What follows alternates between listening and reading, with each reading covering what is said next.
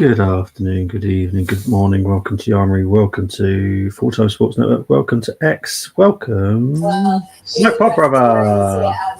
Hello, mate.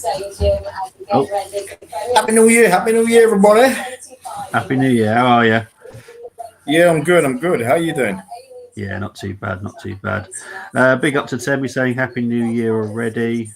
Hopefully, you don't lose shamefully. And Temi No. always loving the intro as always.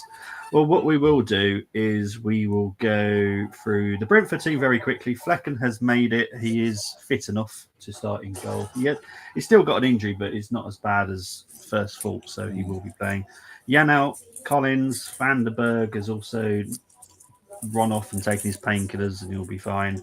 Roslev, Lewis Potter, Norgard, Damsgaard, Yarmaluk, Wemo, and Wissa up front. For the Arsenal, we've got Raya, Timber, Saliba, Gabriel, Calafiori, Party, Marino, Odegaard, Waneri, Martinelli, and Jesus. Now, Brenny's probably not going to be surprised by this question. What do you make of Marino starting?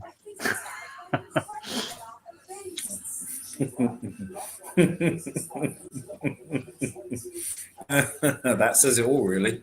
Yeah, I'm not excited by it. I'll be honest. Neither am I. Jeez, he changes the way that we build up our play. He slows us down. It's like having a Ferrari but having three wheels, like a Del Boy's car. It's literally like having a Ferrari with three wheels. It makes no sense. He slows everything down, and it's going to stifle the way that we attack. Which exactly. Look, we could be wrong. He could have a stormer of a game, but what I've seen so far, he literally slows down our game. That's what I've seen so far. Obviously, defence, happy with that. Obviously, I know Lewis Kelly, people wanted him to start, but obviously Calafiori is the number one choice, so obviously Calafiori is going to start. Look, don't forget this is Arteta that's the manager. His favourite start before everybody else. Waneri on the right, were you shocked? I would rather see Waneri on the left and Martinelli on the right, because Martinelli on the right seems more effective right now than on the left. Yeah. Well, we all know what it is, don't we? Waneri's left-footed, so he's on the right. Martinelli's right-footed, so he's on the left. It makes absolutely no sense. Because we want crosses to come in. Jesus is good in the air. In fairness, Marino's good in the air. In all fairness, as well. I know. To be honest, we'd have to wait about 10 minutes for him to get into the penalty box. However, he is good in the air. So yeah, you weren't part of the preview. So what was your score prediction for today's game? Well, I said 2-1 to Arsenal. A very hard-fought 2-1. Yeah, I'm to be honest, mate. I don't know. Obviously, I don't know if you've watched the show now, but I'm not confident. I do feel that we will lose. I don't know what it is. There's just something in the back of my head that says that we're going to underperform today. And I think why you've said that as well is, do you know something? It doesn't matter how many injuries Brentford have. Yeah, it's down to the manager. It's how he sets them up. I mean, for me, people laugh when I say Thomas Frank is one of the best in my opinion, top 5 managers in the Premier League. He's amazing. He's amazing. Yeah, it's the way he sets the teams up, and it doesn't matter who's playing. It's kind of like Klopp over the years. You know, when before Klopp really improved Liverpool, it didn't matter who was in his 11. They could play how he wanted them to play. Yeah. And Frank, like Klopp, he sets his players up well, but he also gives them that freedom. There's no micromanaging. No, exactly. And it's the players that can hurt us today. Yeah, look, I've watched Brentford for many years, because everyone knows I watch the Championship as well as the Premier League, because I love it. Now, Thomas Frank obviously inherited a good team from Dean Smith. Yes, Dean Smith. And there was playing that type of football with the front three. I can't remember. It was like, I can't remember the three initials they were using at the time, because I can't remember the players. that Dean Smith had, but they've always had a very dangerous front three, always. And Dean Smith started this. Yeah. Thomas Frank took over and continued and perfected it a little bit better. But Dean Smith does deserve credit for the way that Brentford play. Yeah, because I mean, he does 100%. 100%. Dean Smith had the likes of he had Diego Jota playing, didn't he? He had Jota playing. Not the Liverpool one.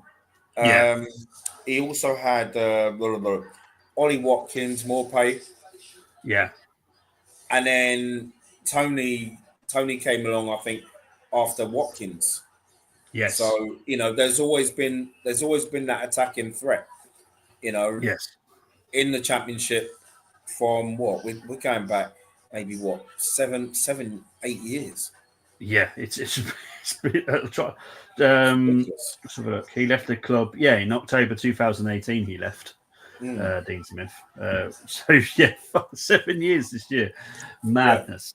But he did start it, and Thomas Frank obviously deserves credit as well. But Dean Smith, people can't forget how good he did at Brentford as well himself. So I know he didn't go on to great stuff after that, but different situations. Waneri on the wing. I'm okay with him being on the wing, but I agree with Brenny. He should be on the left, not on the right, because I believe that a right-footed winger should be on the right. That's just how I've been brought up, and that's how I look at football. Can't wait to watch Marine Slow snailing around in midfield. That's my fear. Because Brentford, they have got very good midfielders. Damsgaard, Norgard, Yarmuluk are very good players. Everyone was scouting Damsgaard at the time when he was out in Italy, including us. So Damsgaard, and he's actually performing this season. Obviously, it's taken a while for him to show his promise, but he's doing it now. Norgard is such a hard-working midfielder. I absolutely love him. Seriously, we need to sign him by the end of the day, or it's time to protest. Unfortunately, I think he might need to wait. It's about 2-3 weeks. Arsenal are not going to rush this. There's so many different situations happening, which leads me on to this one. Hopefully, Trent leaves. And see, this is the thing. This is the strange movements. This being one of them, obviously. No one was really expecting Real Madrid to actually bid for him this month. We're all expecting him just to accept a contract to Real Madrid. That was that. But it's madness. We'll see what happens. But I think just over 20 million quid is what they've offered for Trent. I think Liverpool will be mad if they don't accept something, because you'd rather get something than nothing. And they've got Conor Bradley that can literally just step in. So I don't see the point. It is rainy. That's never a good sign. We're getting ready for baseball. So I have no idea about baseball, so I don't even know how to say that game on or whatever. I don't know. I don't either. No, it's a crap sport. As far as I don't know. I know about home runs and I kind of know the stuff about it, but I find it boring as hell. I know people say cricket's boring, but if you watch the T20, that's fun. But definitely. No, not baseball. I don't get it. But it's going to be an interesting one. I'm still not looking forward to this. I've just got a horrible feeling. I hope I'm wrong. I always I hope that I'm wrong. Hate being right sometimes. Their music's out blaring as well, so that's an interesting one. Regarding you and the signing, do you feel that Arsenal have to rush to sign it, or do you think they should take their time and make sure they're doing their due diligence to get the right player for the right money? Well, you know what? I would say, I wouldn't say rush, but surely I would buy someone by at least by next week, because we just hope that they've already done their homework in the last couple of weeks with regards to what's happened as well. And we shouldn't. And to be honest, I would rather us get a couple of players in, even if Saka and Sterling were not injured. Yeah. No, I agree. I agree. You know? You need something now. We were looking before Saka got injured, and obviously the Saka situation has obviously changed things. But I still think we'll get a minimum of 1. I think we might get 2. We will probably sign some youth players. So I'm warning you now, don't get too worried about if we get announced a youth signing before we sign someone, because we are scouting. I'm never happy about that. I'm never happy about youth signings because I think I've been impressed with the youth that we have currently. Yeah. And also I'm still frustrated and angry about last summer with our youth because we had some good ones that we let go. Yeah, well, funny enough, we let another one go literally in the last 24 hours. For people that don't know, Josh Robinson has left to go to Wigan on a permanent signing. He is a defender. But no, we're looking at a 17-year-old kid from St Mirren. He made his debut this season in the SPL. Can't think of his name. God, Evan something. Can't remember his blooming name now. But the reason is and this is where me and Brenny will probably disagree for the first time in a long time, is we're just trying to find, because obviously we've got gaps in our youth where there isn't enough there. So we're just trying to fill the gaps with youth. And this kid is 17, so obviously he's not going to come straight anywhere near the first team. Obviously, we lost Chido as well. Yeah, that's fair enough. He needs to be replaced. Birev has obviously gone as well. So there is a gap there for a striker, and there is a gap for a couple of other players as well. So that's why we will sign some youth, because we have got some gaps that need filling. And obviously, we do play under 21 games, and obviously that team is depleted. Thank you, Chris. I knew you'd know. Evan Mooney, that's the kid. Thank you. The young lad. I knew someone would know. But yes, that's the young lad, 17-year-old from St Mirren. Happy New Year, Chris. Happy New Year. Yes, Happy New Year, Chris. Chris, obviously, I've had my Happy New Year present because Gerwin Price was knocked out, so I'm happy. Oh, so happy about that. Oh, I was willing Dobie on, man. Seriously. I can't stand him. No, me neither. I was so happy. Liverpool was signed Tavares as replacement, says to me. Sleepwalking is a great song. Thank you, mate. Very happy New Year and a very good evening. Chris is a very happy man. I'll be honest. Did Carlisle play today? I can't remember. There was some. There was some. Yeah. I'll be honest. I haven't got a clue. Who's played and who hasn't? I know Leighton were 1-0 against Carlisle did lose. That's probably why. Yeah, Carlisle did lose. They lost to Crewe today. That's why Chris is in that kind of mood. Okay, that makes sense. Yeah. So the game has kicked off, by the way. Colchester lost. Yeah, that surprised me. Yeah, my signal's a bit. My screen's a bit funny. Is yours? Is it, or is it just me? It seems okay at the moment. It's just me because the weather down here. I mean, the build-up, everything was fine, and as soon as kickoff began, my screen is messed up. Well, really? My signal. Sorry. Is it through Sky? You get it through? Oh God, yeah. Yeah. Good old Sky. Believe in better. Told you, have a word with Canners. Sorting out. Yeah, isn't it? It's all right for him because he's out in South Africa at the moment. It's like, but he'd probably say, "Well, no, I'm unavailable at the moment." So, all right for some minutes, isn't it? Yeah, enjoying the cold weather down there. Bless him.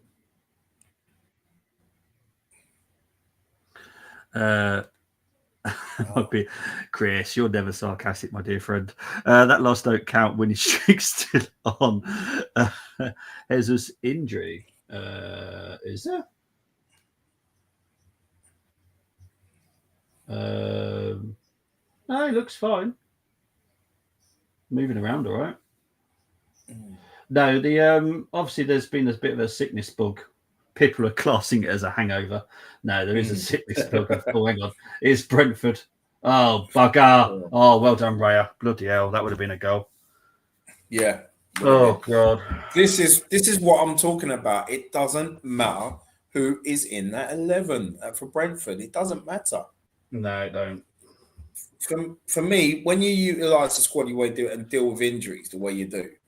Yeah. I find Brentford did it last season, didn't they? Where they didn't get a lot of good results last season, but they were good performances in those defeats. And then the victories came back again when the players returned. The victories came back, as well as the performances. Yeah, 100%, mate. This is why I love Lewis Potter. Lewis Potter is someone that again shined in the Championship. I thought he was absolutely brilliant, and he's a left wing back. He's improving every game. Yeah, he's a proper left winger. Oh, that was bloody close. Hell! Oh. This is not helping the fact that I felt this was going to be one of those games today. I just thought it was just going to be really crap. I had Monogog and community post about it, but I bet you did.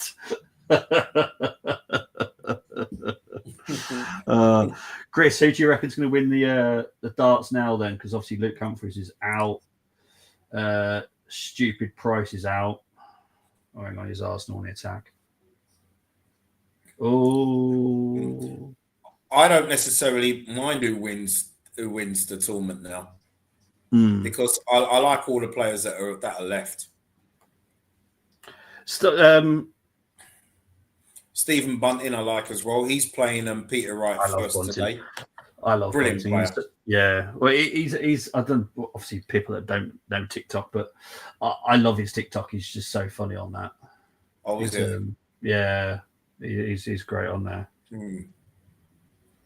And so it's those two, and then it's Littler versus an informed Nathan Aspinall.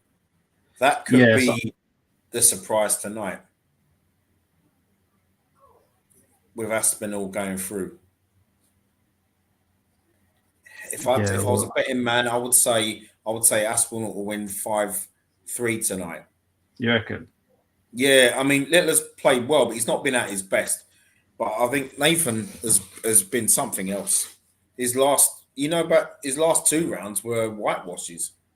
Really? Yeah. I only read the storylines when they come through and stuff. So yeah. I don't really follow the scores. Price fumbled a lot of doubles. To be fair, shame. He did. Van Gerwen versus the Leeds was a cracker of a game. Both played amazing. Van Gerwen looks hungry for it. Probably Little versus Van Gerwen. And Chris, you'll probably agree. Chris, that see with MVG, no one's talking about him, and you know what? That would suit him fine. That would suit him down to the ground.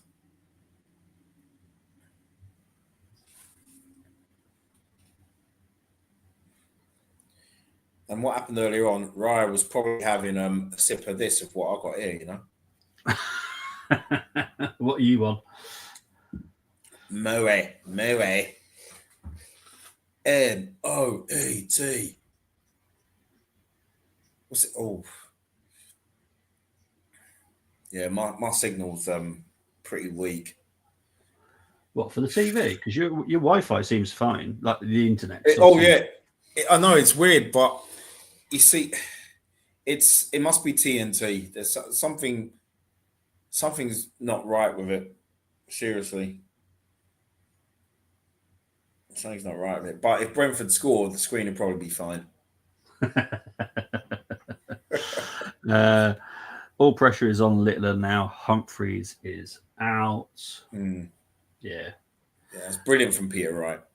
I think MVG will probably win it. In my opinion, he does. His interviews just seem like he's so hungry for it.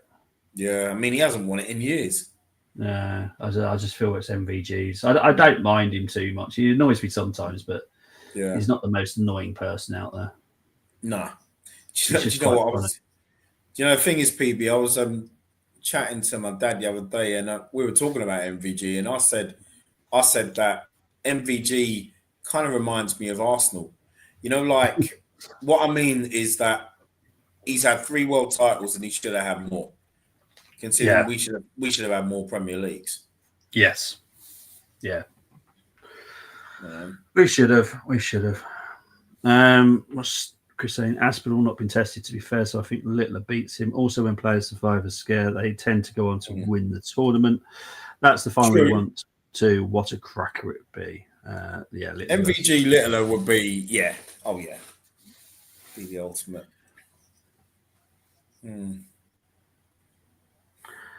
Big up to the 900 people currently watching. Thank you very much. Thank you indeed. Happy New Year to everyone. I hate the year, but for everybody, just so everyone's fully aware, I'm a Grinch when it comes to New Year. It does my head in. I had, about 4 hours of fireworks last night because obviously everyone's different time zones get celebrated. It's same here with the fireworks. It's now New Year in Romania. You can literally just mark it down. You know exactly where this midnight is. But yeah, it's just, and obviously everyone knows I hate fireworks anyway. So obviously 4 hours of it, I hate it. It just drains me. And you know what? I used to love them as when we were kids. I probably did before the army. I can't. Do you know what else? I can't remember what I was like before the army. Obviously, the army's kind of overtaken it all now. So I probably did enjoy it when I was a kid, but I don't remember it. Yeah. What was that from Odegaard? Oh, no. Oh, yellow card for Brenny. You're not allowed to say anything negative about him. He's always having a good game. I wasn't going to say anything. I just said that. I just said he thought it was at Twickenham Stadium, which is down the road from the GTEC Stadium. You know, from what he just did. Jeez. Oh no. Right, we're playing mind games, saying MVG would lose today. MVG's responded saying, "Right, talks crap." Yeah, I did enjoy that interview. I have to be honest. MVG is quite funny. Yeah. Odegaard just Demi, yellow card for you as well. You do not have to say anything. No, you know what it is, isn't it? It's because Odegaard was trying to say, right, it's not the Six Nations. Norway are going to be in the Seven Nations as well. That's what's happening this year. We're going to be there. That's an argument that he'd lose anyway, but you know. Yeah.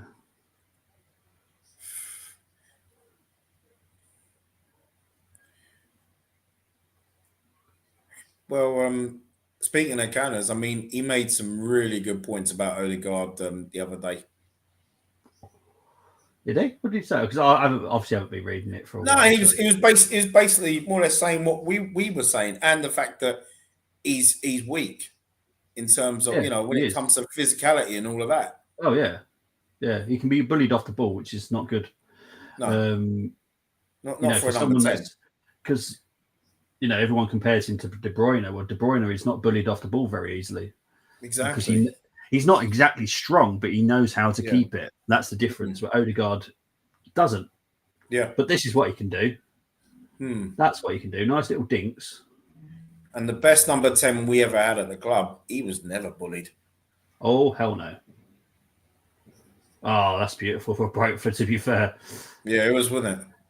Yeah. Oh. That was beautiful. I have to be honest. That was annoying.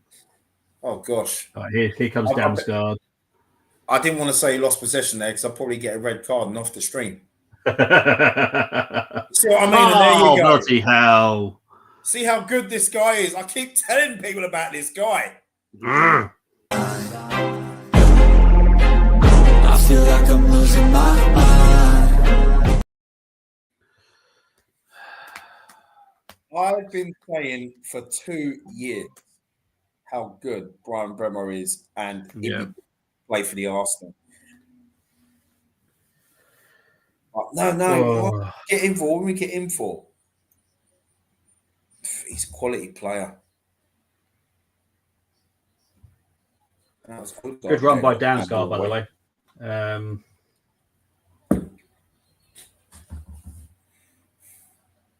Calafiori, you can see that he's more of a centre back than he's a left back. Yeah. This is what annoys me because if I was Arteta, and I know he will never do it, it's just switch Gabriel and Calafiori. Gabriel is more comfortable on left back. I've seen him doing it for X amount of games in France, I know he can play left back very comfortably. Yeah. Calafiori, I just don't think he can do that very well. I think I'm not 100% sure at Bologna, but I'm pretty sure they had 3 at the back, which means he would have been the left centre back. Does that make like Tierney did with Scotland? I don't know how much of an actual fullback he played. I know he can do it, but I don't think he's very comfortable with it. Yeah. Because it kind of like if a centre back has to play right back, it does kind of put off all the positions that you know in your head where you got to be. It does take some time, and this is why I don't think we should have dropped Lewis Skelly, because there was literally no need. He did. No, there wasn't. There wasn't. But it's an Arteta thing.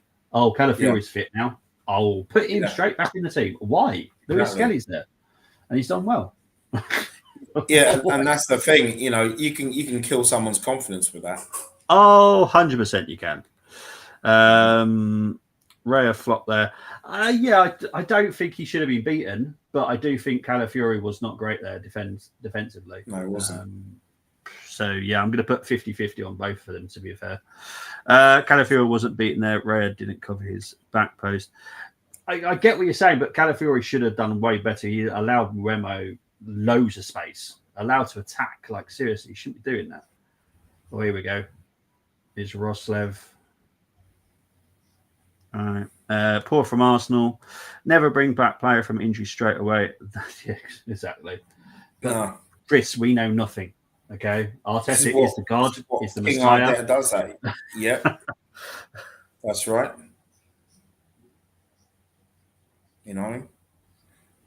Yeah, he's the Messiah so much. I'm sure we had Eric and Michael Palin at the Ipswich game. Okay. No, I don't know if they were really there. I mean, with the big nose thing. Right. Oh dear. Oh god. Why do we do this against teams like this? What a good team. What does Ollie mean? This is a good team. This is a good team.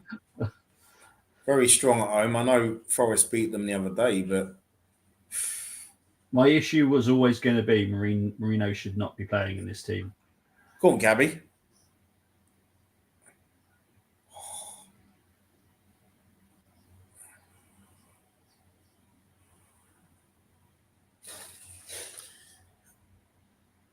Well done, Thomas Partey.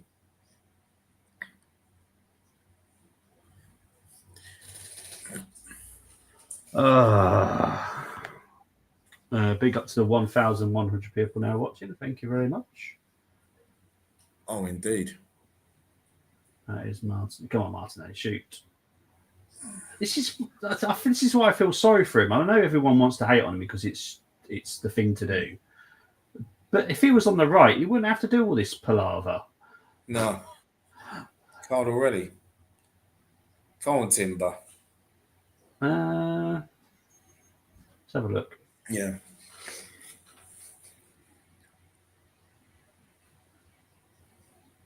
I suppose. Oh, yeah. Oh, so he's suspended against Brighton now. Fantastic. Yeah, great. Oh, God. That means Thomas Partey will be at right back on Saturday. Yes, he will be. Oh, Jesus. Most home goals Premier League this season, Brentford. 27 goals. I think they've only scored 3 less than us in the season so far, which is crazy. Yeah. Yeah, I think they scored 6 away from home, Brentford. Yeah, they're home. Their fortress away.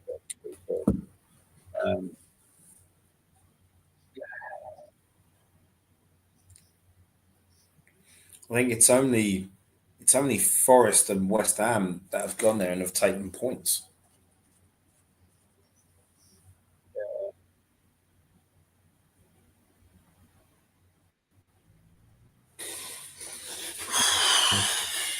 Wakey, wakey.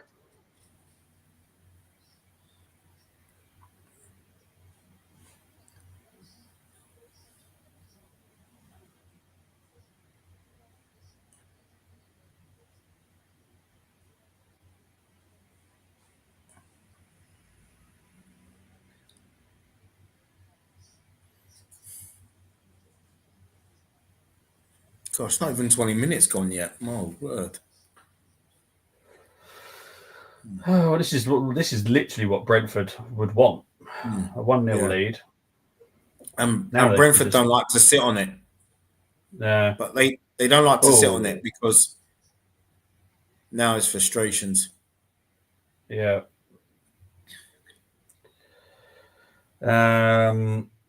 I predicted Littler Anderson final start of the tournament. I'm going to stick with Littler due to being in final last year. Maybe go one better, surviving a scare.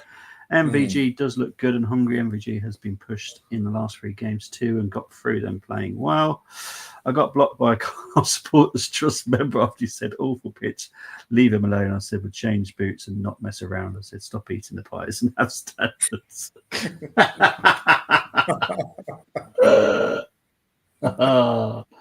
Oh God! They were complaining about the pitch. Like they do realise they're League Two. Yeah, I've seen a lot of pitches all over the country, and to be honest, some of them are not great in the Championship sometimes, and they're not even that great in the Premier League sometimes either. I remember when the Wolves had to be relayed mid-season because obviously I lived by it and saw it being done. You know, it's just comes with the territory, and it's in Crewe as well. And I'm pretty sure Crewe is just south of Manchester, so they would have been battered by all the weather as well. So how about just cope with the situation like any other club does? Congratulations to Liverpool. Tammy's already giving it up.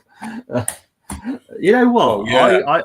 I still would not count out. I know it sounds mad, but there's just something about them at the moment. But Forest, I just can't rule them out. They're just getting the wins. I don't know what it is with Forest, but Crewe fans can there's something about them. Hey, they won it. Yeah, exactly. Title gets handed out in May. It does. But at the moment, I don't think it's anyone's yet. But I think if we lose here, I forget about it. If I'm honest. Because I honestly, I think the game against Brighton is going to be another nightmare. Oh, it will do. Be worse than this. Oh yeah, 100%. They're a fully fit team. Brentford aren't.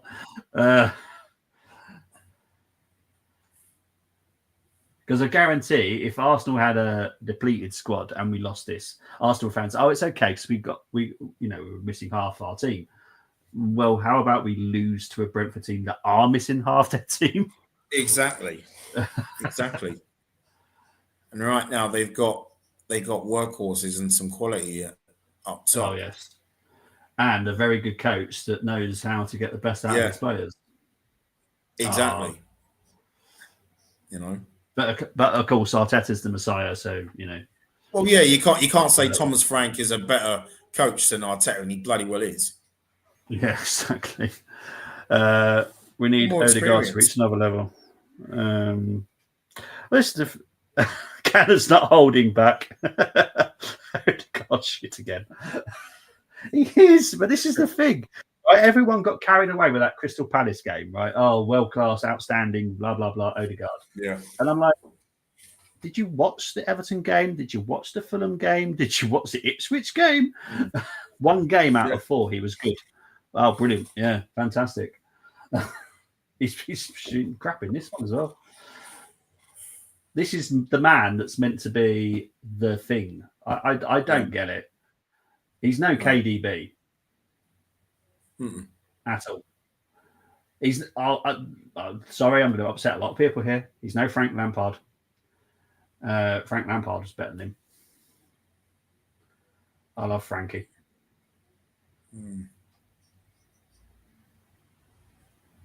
This is ridiculous. Come on.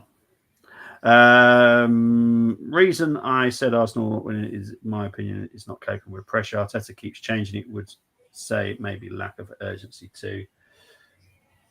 Hang on, this could be another one here. Jesus Christ.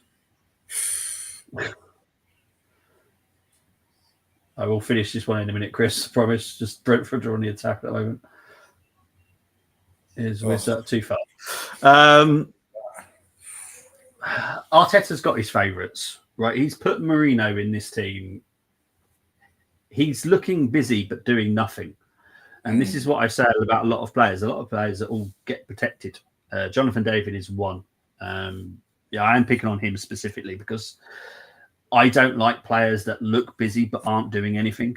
Because for me, it fools the fans. Marino's just running around. He's doing bugger all. Absolutely bugger all. But he's running around. So his stats will look good because he's covered this amount of pitch and all that kind of stuff. I couldn't give a monkey's butt. Cows move, I don't know how much in a day. Do they get rewards? No. So, I just don't get it. Arteta's got his favourites and it annoys me. Waneri is being put on the right. He's a left-footed player. Put him on the left then. Martinelli's played well on the right. Put him back on the right. It just frustrates the hell out of me. We regressed and people don't want to admit it. I've said it all season. Brenny said it all season. We will never, ever do an Arsenal PR on here. I never will. No. I won't do an Arteta PR. No. I won't do Odegaard PR. I won't even do a Saka PR. If Saka's had a bad game, I will say it. I don't care. What matters to me is the club, not a player. Exactly. These players and at the end of the day, these players are not here forever. We support Arsenal from the day dot until the day we die. Exactly. And there's going to be a lot of players in that time. I couldn't name how many players I've seen play for Arsenal, but it's in the hundreds. I can guarantee you. Likewise. And exactly. And we've at times we'd get the when quality players leave the club and you think, what are you doing? Oh, yeah. Man, what are you doing? Yeah. But no one's bigger than the club at the end of the day. Nope, no one is. Sorry, just having a swig of drink. Media are too disrespectful not mentioning Forest. Obviously, I think we're favourites due to Forest's lack of experience. Oh, 100%, mate. But they should start mentioning Forest. Because they are getting the results. Yeah. At the end of the day, there is a certain club from East Midlands that also won the Premier League not that long ago. Yeah. It can be done. It can be done. Obviously, I will be sniggering myself a little bit if Forest was to win the league and Arteta doesn't. No. Because I will find it funny because Edu has obviously left Arsenal to go to Forest. Everyone's saying, oh, this is Edu's fault. Really? Is it really? Is it really? Really? Really? Oh, my gosh. But Edu has gone to a project that looks exciting to me. If you look at it now, they've not spent a fortune. They've signed players that weren't given a chance, like Elanga and Hudson-Odoi. Chris Wood as well. No one really rates him very highly, but he's a pain in the arse striker. You wouldn't want to mark him. You've got to respect him. And Nuno, again, obviously I got to see what he did at Wolves. It was amazing what he did at Wolves. Just because he had a bad experience at Tottenham. But, oh, bloody hell. Oof. He's checked his watch, so it hasn't gone over. But what the bloody hell was that? But anyway, Nuno obviously went to Tottenham. Yes, bad experience. But if you just look at Tottenham as a club, it just... Yeah, exactly. It's not fair to blame Nuno. Exactly. I mean, Tottenham have been managed by Premier League winning managers. Yes. Georgie Graham. So, yeah. Conte, Mourinho. Yes. Yep. Yeah. It's a ball. But yes. I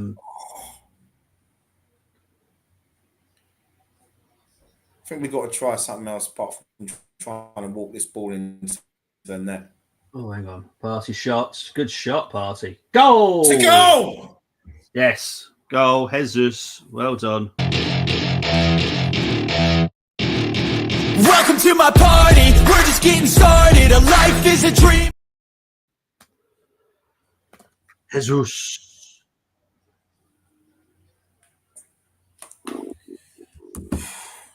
Six goals in 4 games. Well done, Jesus. But I'll be honest, this is not going to be an easy game, people. No, it isn't. It isn't. That was Brentford just struggling to clear it, to be fair. Remo, didn't do a great touch there. Party with good shot. Flecken, but well done to Jesus, to be fair. That's where he should be. But let's have a quick look, see what people were saying. Sorry, Chris. Williamson will be given January window, then get sacked in February, and we go for Carlo. Maybe survive round and round. We go again on the roundabout. I hope not, mate. For you, I don't want it to be happening. I thought children make footballers better. Why is Godegard's case different? Well, yeah. God help us against Newcastle in the League Cup. It's the only trophy we can realistically win. Yes. Well, this is the thing. Everyone's saying, "Oh, yeah, we'll get through to the final." Will we? Have you seen Newcastle recently? Well, yeah, exactly. We got to win at home as many goals as we can, because that'll just give us the advantage to get a result at St James's Park in terms of they would have to come out Newcastle, and we'd have just get them on the counter. But then again, we're very slow on the counter. Yeah, I wonder why. I don't know, but I wonder why too. So this is the other thing, right? He could have literally played Trossard on the left, Martinelli on the right. Nwaneri could have been in the role next to Odegaard. Yeah, Marino is. I'm not singling him out, but he is too slow for this role that we're asking him to do. Xhaka was quicker than Marino. He was, and Marino hasn't been. And Marino is not, for me. He's not acclimatized to the Premier League yet. No. And I'll be honest, he's not this type of player either. What Arteta's asking of him, that's not his style of football. He plays for the Spanish team, does very well in the Spanish team, by all means. Oh, yeah, no doubt. It doesn't. This is not the role that he does. Yeah. He doesn't go to the attacking kind of left midfield. He's a holding midfielder at best, if that really. Yeah. Nice little dinks here and there. I've been watching a few channels. I think it was Dan Potts. I think his channel's been really good recently. And the 12th man. And someone on there, I can't remember who it was, said that we haven't replaced Granit Xhaka. Yeah, it's mad, isn't it? You know what I mean? Because hang on, what's Rissa doing here? Oh, Jesus. Well, what's Raya doing all the way up there? Well, exactly. But you know what? You know something? He's not the only keeper that does it. There's a few keepers that do it now. It's crazy. It's like if I'm playing Football Manager, my Raya, he does it as well, and I'm like, what are you doing? But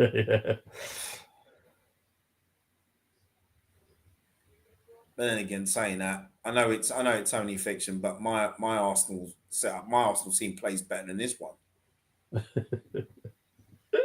And we're so good on the counter as well. Well, that's our bread and butter. Is what we've been like for years now. Is dangerous on the attack, and if we're not, we're kind of screwed. Now, like I said, it's very much similar to the women's. Once Jonas lost that at the women's, he was doomed because the women were doing so well because attacking wise we were fantastic. And defensively, we always looked a bit dodgy. But once you lose that attacking threat, then it is solely on your defence. And obviously, with the Arsenal women, you've got Zinsberger in goal. Obviously, that's going to be a nightmare, as everyone knows. I'm not the great fan. Yeah. There you go. Well, he's killed a camera. Raya, how dare you? I still can't believe that. It's like, what was he doing there? He's no. I know. Wow. Someone snuck out last night for the New Year's celebrations.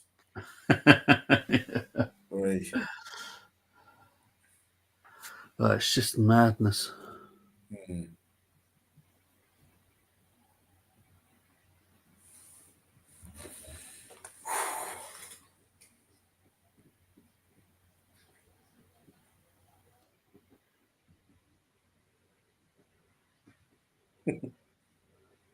Wow. Oh God. 2 weeks, North London derby. Oh, fantastic. Well, at least we're at home. Yeah, is that going to be an 8 o'clock kickoff then? What day is? Oh, yeah, it's What day is that? Oh, Wednesday. it's all right. It's a Wednesday, isn't it? Yeah. Oh, that's all right. I'm not on the late shift, thank God. So what time's the kickoff? 8 o'clock kickoff. Well, I won't be doing the stream then. Can't do that on a weekday. No. Damn it. It's going to be weird not to be able to do it in North London. Mind you, it would take the stress away. So. Yeah, exactly. Oh, Party. Oh.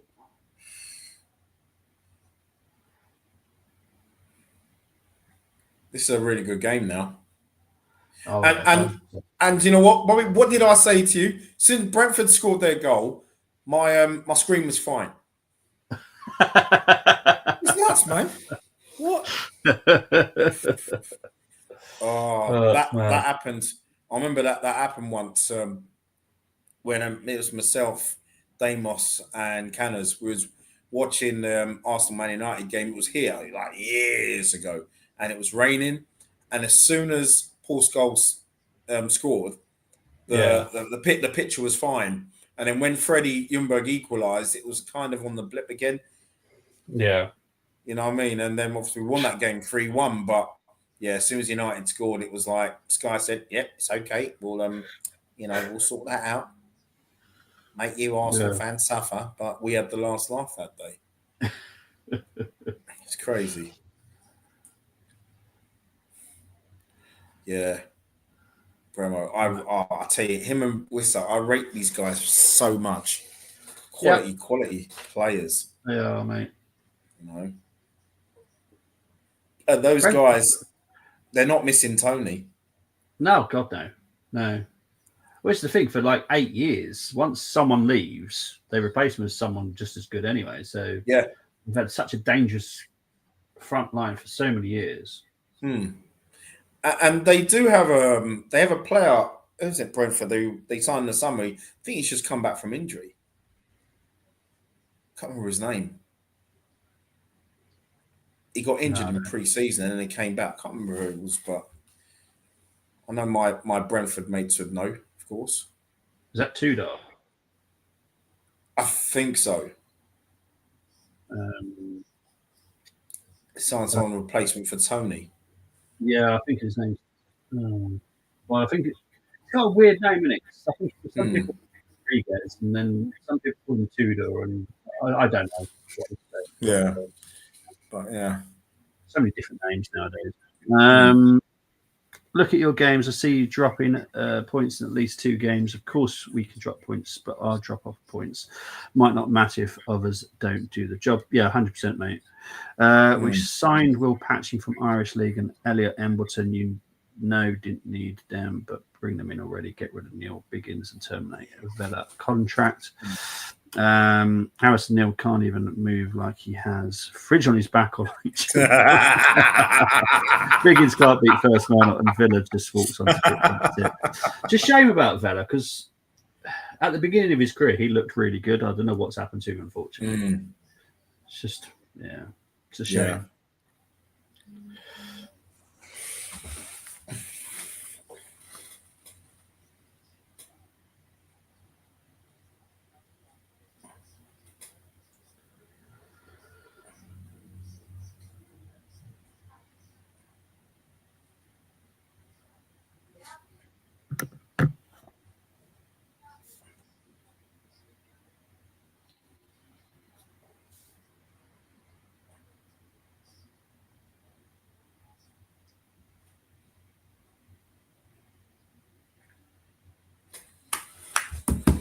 looks like Thomas Partey is playing as a 6 and an 8.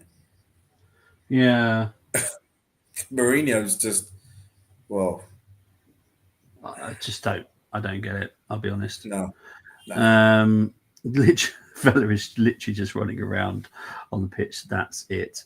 That's disappointing. Disappointed with Brentford's approach to the game, says Temi. It's weird. Neil and Vetta suited Simpson, to be fair. Bobby, when did you transplant R9's brain to Jesus? If only. He's doing better. He's doing better. But, he is. Yeah. But big up to Rebel. Hope you're doing well, my friend. He's the player. He's a player that we've seen the form again from when we first signed him. Yeah, exactly. They're supposed to be this group of tough guys, but they fall around at first contact. To be fair, we do it. So I'll be honest. Yeah, I won't accuse any other team of doing it when we do it as well. I'm always fair. You remember, just Jesus, Saka does it. Saka's awful for doing it. Jesus does it a lot. Odegaard does it a lot, to be fair. Yeah. Martinelli does it. There isn't many of our players that don't do it, if I'm honest. But that's just football now. I hate it. Personally, if you haven't been touched, you should get a yellow card for going down. But nothing will change. It's just the way it is. It breaks up the game. It helps them sometimes. We do it for that exact same reason. So Arteta can have a word with everyone. All right. Here's Damsgaard. Good pass there. Here's Norgard.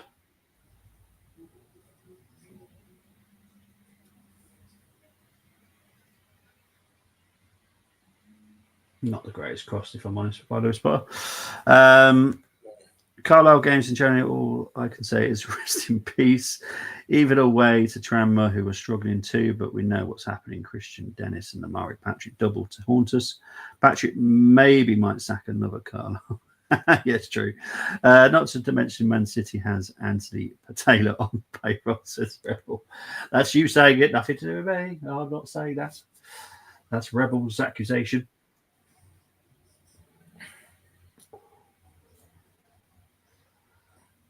Corner to Brentford.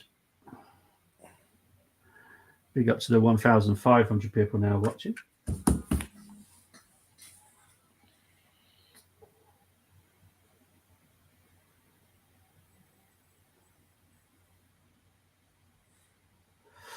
Oh, dear me.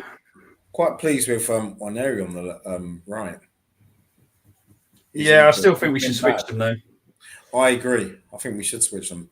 We need to start hurting him. Roslev, as I said, if someone had put him as a right back yesterday, that would have been a Bobby B, because defensively he's awful. But as a wing back, I've got no issues with him. So I think Waneri would take him on better, and Martinelli could take on Lewis Potter, because Lewis Potter actually isn't a centre left back. So yeah, that's right. Again, you're kind of playing against them in a much better way, because you're currently having to cut in because you're not on your strong foot. It just makes no sense. I mean, I can't, and I know you cannot. I cannot see that switching. I'd be very surprised if that was to happen. That switch. Oh, of course it's not going to happen.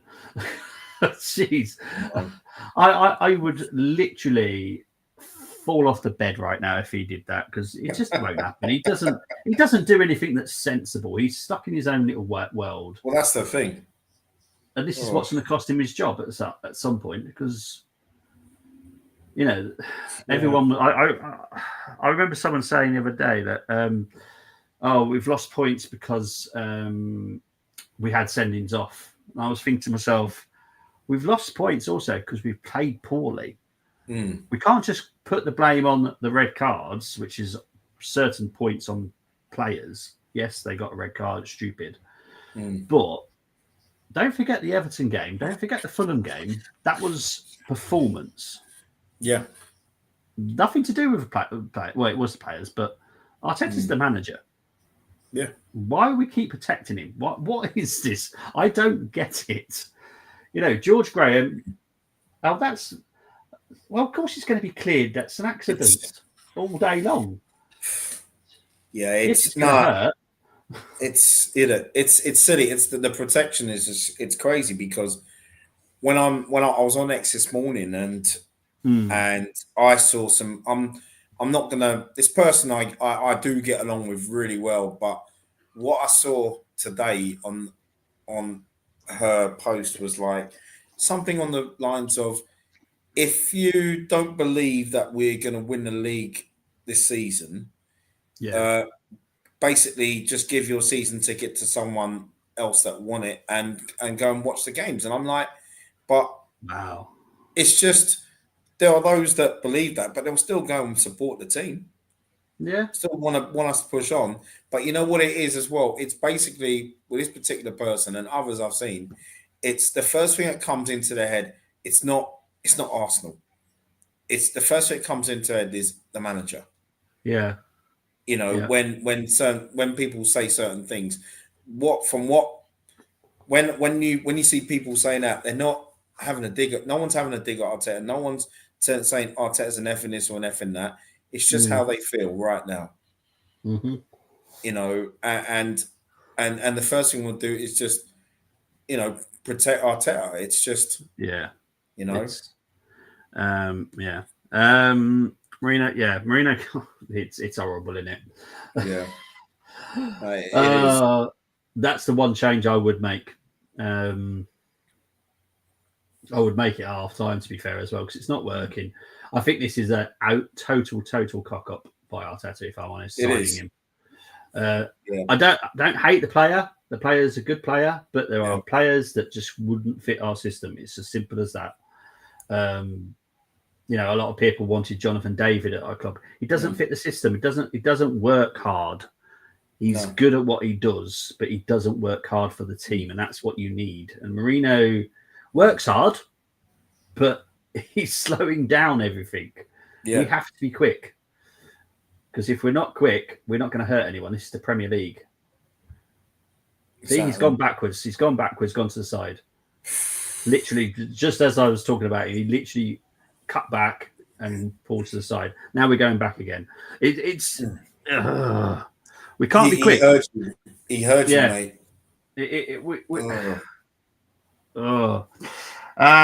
Rebel saying, can we give credit to Forest this season? They do. Oh, mate, we were saying it earlier. Honestly, I'll give him credit. I can see why Edu left. To be honest, he's got a project that he can actually get his teeth into, and actually will be listened to and respected by everybody at the club. That's all I'm going to say. I was sarcastic at start because whole Carlisle fans now copy my opinion, so I'm being petty, saying back your manager. Even if Forest don't win league, European football for a massive club like them is incredible. I think I said it yesterday when I was talking about. I think I was talking about it yesterday. If they were to qualify for Europe, I would say watch out everybody else, because they've got history. Players will want to come to play for Forest because they've got history. Because if no one really knows the league, they'll literally type in Nottingham Forest and they'll read about all this stuff that they did many, many years ago. But that means something. It means something to people that love football. Yeah. Who wouldn't want to get Forest winning trophies again? Because I think anyone that loves football like I do will have a very, very big soft spot for Forest, because I definitely do, because I respect them very highly. What about you, Brent? Oh, 180%. Nottingham Forest, from when I was a child, as far as I can remember back football, Forest were the best team in the league. Yeah. They were the best. I'm talking late 70s. And what they did, I mean, that documentary, we're not even Forest fans. And I think that Forest documentary, I Believe in Miracles, is one of the best football documentaries I've ever seen in my life. It was a great story about the second division to the first, you know, and what Clough did. He didn't even have to spend crazy amounts of money, or all he did was just get one or two players, turned Forest into somebodies again. Yeah. 100%. and made them look world class. And it was great management. And that's why I've said this on the channel. Brian Clough, for me, was one of the greatest greatest managers ever in terms of how he can build a squad. Yeah, 100%. You know, and they were great. Even and then under Clough, they were no longer in runnings for league titles, but I tell you what, he still had them going in the cups. Yeah, no, they were a great club, and they're for me. They're still, if you're talking history, they're a big club. Yeah, big this club. is how biggest club in the Midlands. Yeah, you know, quite close to Villa, and this is why Villa can get those type of players as well, which is why people are shocked that how do they get those type of players? It's because they've got history, and they've got a good history. Who wouldn't want to play for that? It is half time, by the way, but I'm going to quickly wrap these messages and we'll have a quick break. Marino gets away with it in Spain. 100%. Honestly, Brentford and Everton are the teams I hate playing against the most. At the moment, Arteta is the reason why this squad don't win trophies. Kind of agree with that, if I'm honest. All good challenging, but need reward. Yeah, well, he's all proud with what we achieved last season, and everyone's going, "Oh, look at our record for 2024." And I was like, "Yeah, where's the cups? Where's the trophies?" Yes, exactly. Because I'm not taking. Yes, I think how many times did we lose last season? It wasn't many for the whole year. It wasn't many. 5. We lost. I know last season we lost 5 league games. Yeah, but I'm not proud of it. No. I want trophies, people. Clubs will always sink or swim depending on their owners. If the owners are horrible, rubbing bleepers and appointing competent people, clubs will rot, all in the name of light. I don't know who you're on about, Rebel. Hopefully it turns around for your club. But no, Evangelos is a... Look, I know a lot of people don't like him for many reasons, but he is a very, very clever man. And he's done a very good job at Forest. So, yeah, big up to Evangelos. I've called out these EFL analysts after they said, actually, Williamson not man for job. I got the receipts when they were having all that. He just wasn't, was he? Let's be honest. We said it before he was appointed, didn't we, mate? He should not have been appointed. He wasn't for me. Wasn't the man. But me and Brennan will have a quick break. We will be back very shortly. We'll be back.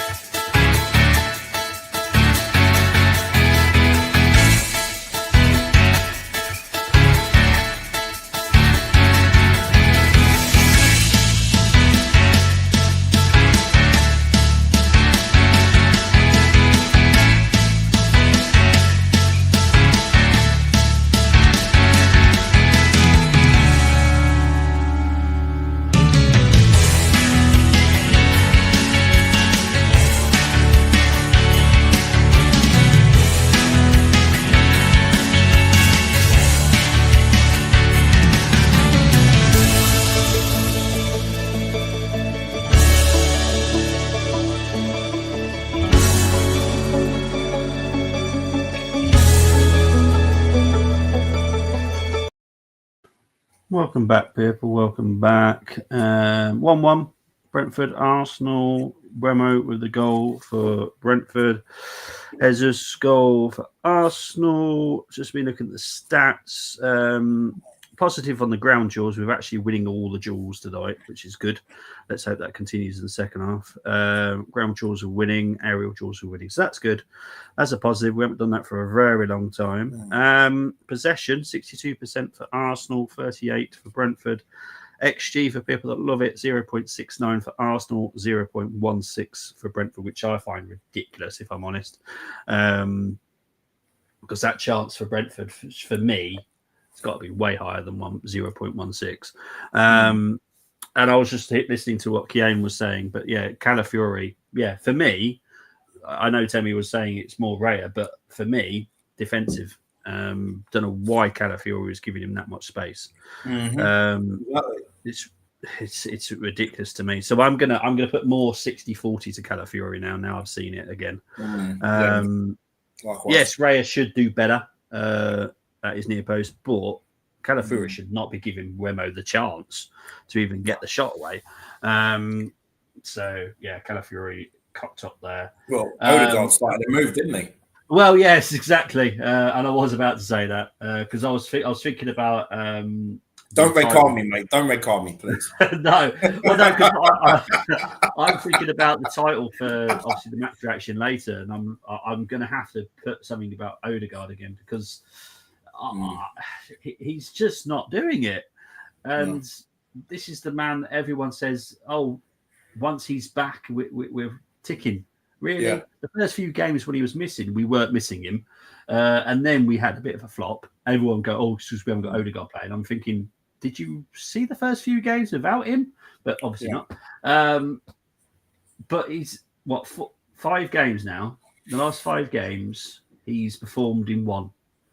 That's not good enough. You can't, being the person that he is, and everyone says, oh, he's the one. He's the one. Is he? Really? Is he? Right, whatever. He's not convincing me. So I'm sorry. I still can't put world class on his name because I've not seen it. I've seen world class players. I've seen many of them. And they are game changers. Odegaard's not a game changer. Yes, he comes off the bench.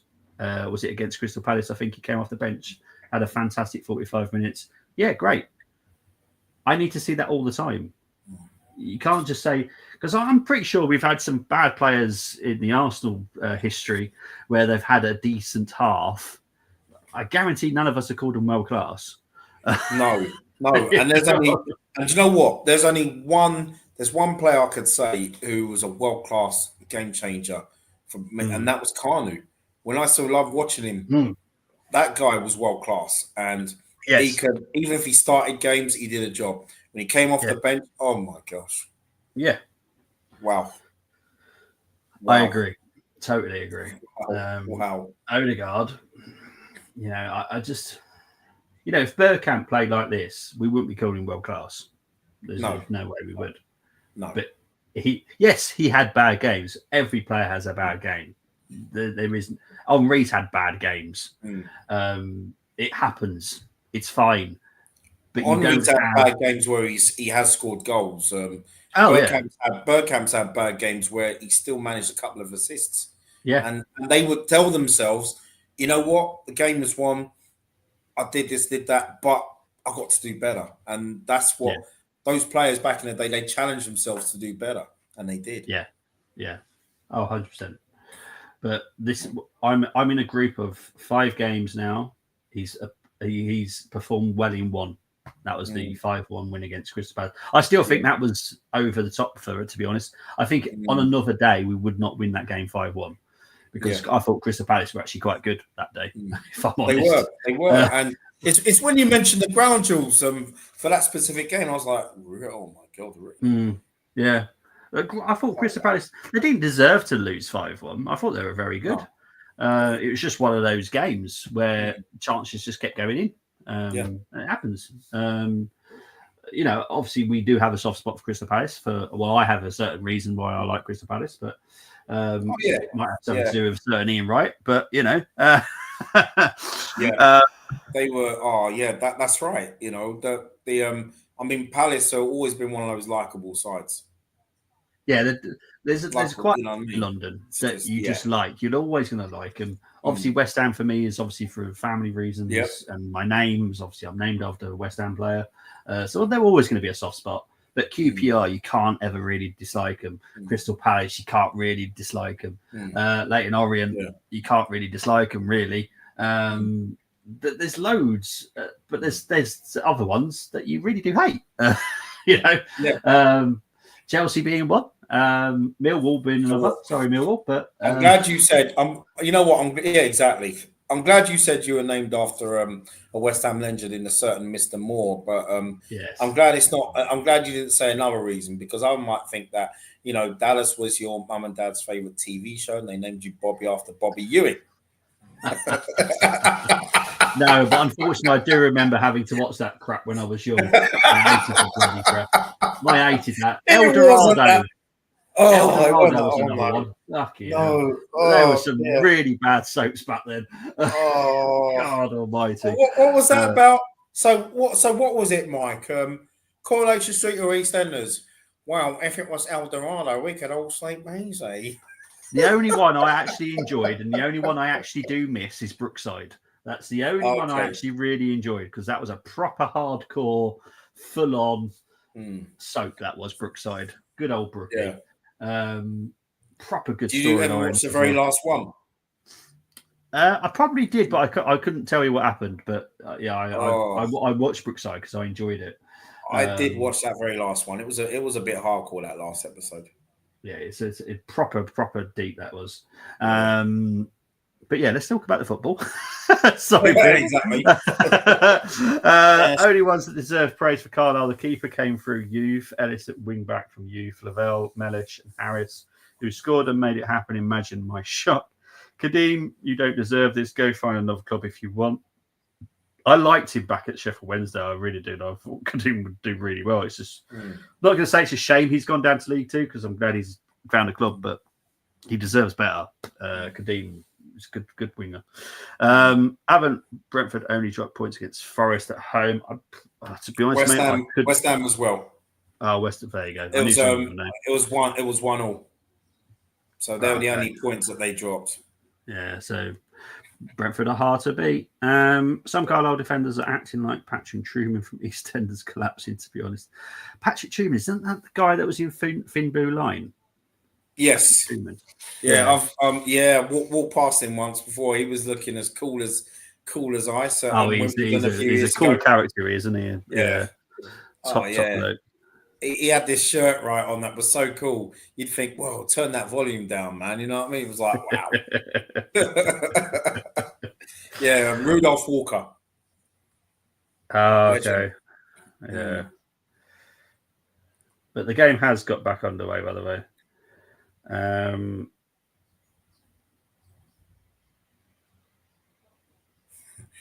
just want to say, hope everything with Jack Butland is okay, because obviously I've heard that he's been rushed into hospital.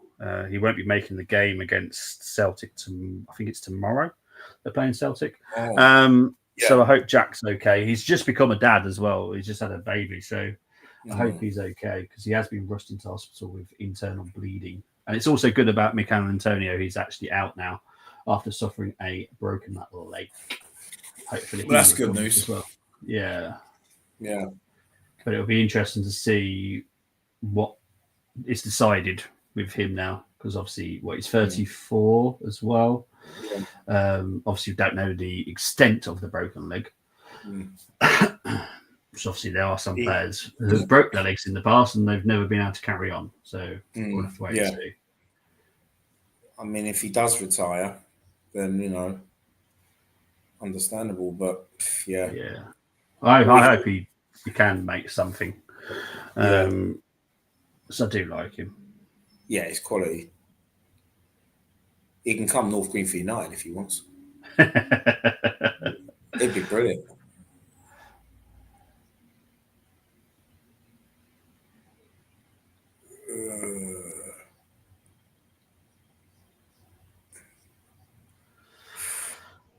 We didn't make any changes, did we? I don't think anyone did at half time. No, don't think so. I just want to clear some things up with some Arsenal fans because they all seem to be under this impression that we can't sign anyone else on loan because we've got to. That doesn't apply for European players. So if Arsenal were to find... I can actually... Lee George is actually on the TV.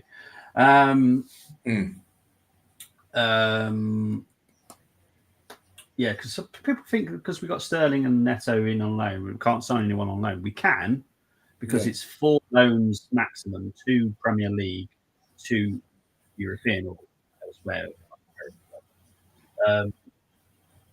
So yeah, we can sign people on loan. I don't understand why people are saying this because obviously the situation with Olmo, that Barcelona, and I did say it in the WhatsApp group, I did think that Barcelona had sorted it because they'd sold VIP seats to some Saudi Arabia consortium, which raised enough money to register them.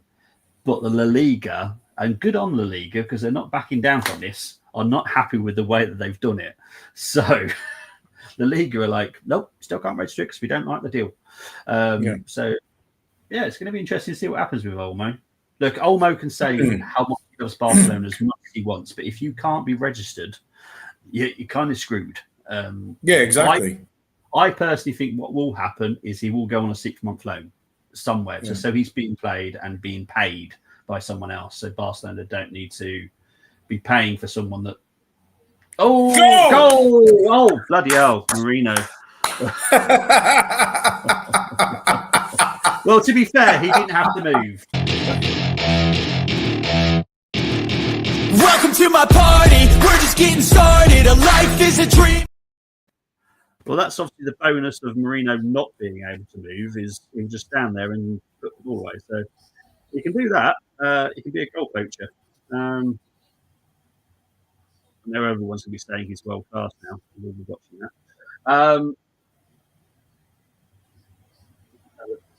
Marino doesn't look that confident. He feels like something happened.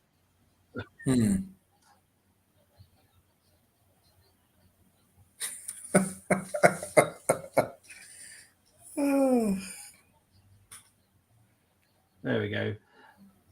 Oh, now he's happy. He looked like a bit puzzled after that.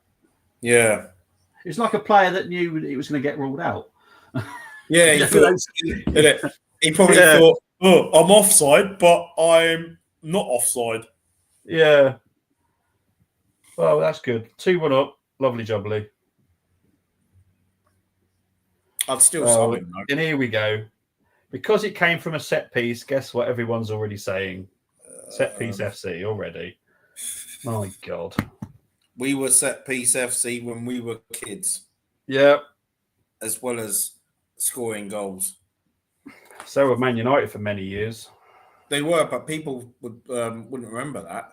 No. You know, they were good. I mean, set pieces, if they plonk it onto Gary Pallister or Steve Bruce's head. Yep. To be honest, it's a good thing having that kind of Arsenal to you because. Well, it was always handy back in the day, wasn't it? Yeah, of course it was.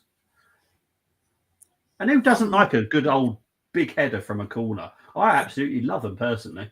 Yeah, good old, exactly. Good corner, banged in by the centre back. Who doesn't love that? And you know what? It was handy against Italian sides because they were so hard to break down back in the day. Yeah. I remember when we were playing Torino, and I think we were 0-0. Yeah. Remember that? It was 0-0 Cup Winners' Cup quarter final at their ground. Yeah. And then we couldn't break them down. We tried everything. We actually played some football as well. And then we had a set piece, free kick. Tony Adams' head, boom, 1-0. We're through the semis.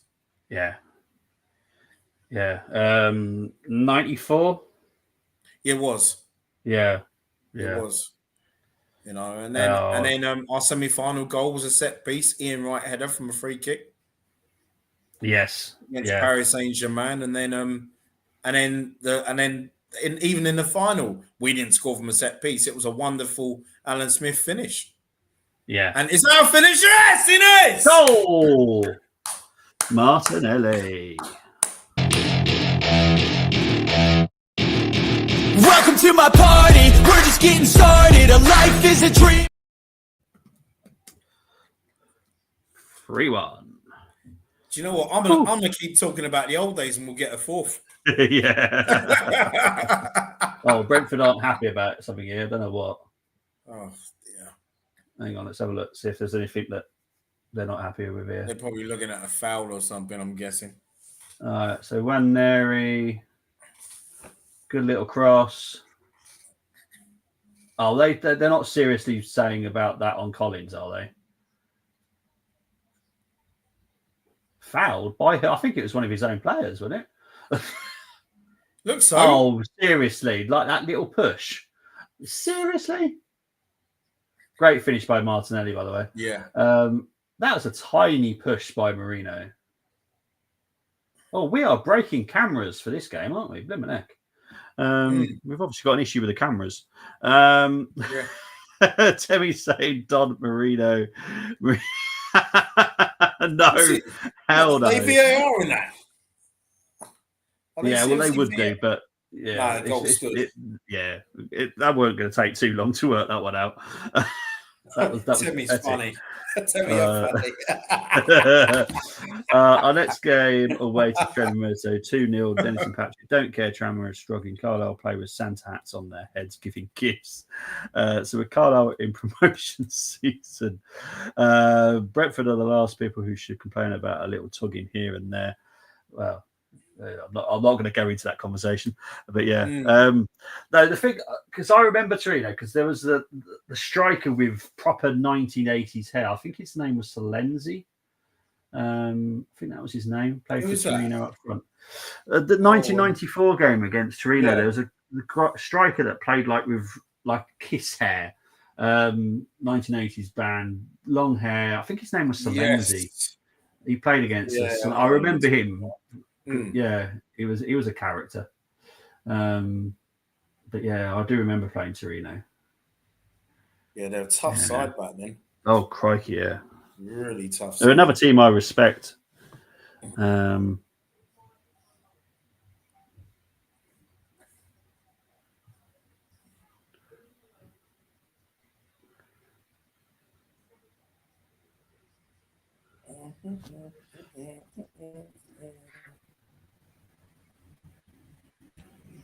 Yeah, you're right. It was that guy, Andrea Salenzi. Yeah, that's the dude. Yeah, good player.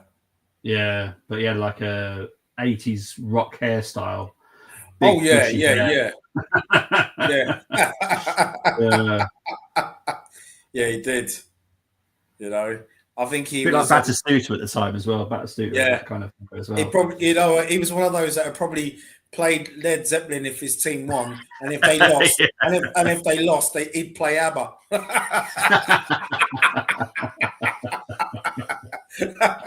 Oh God!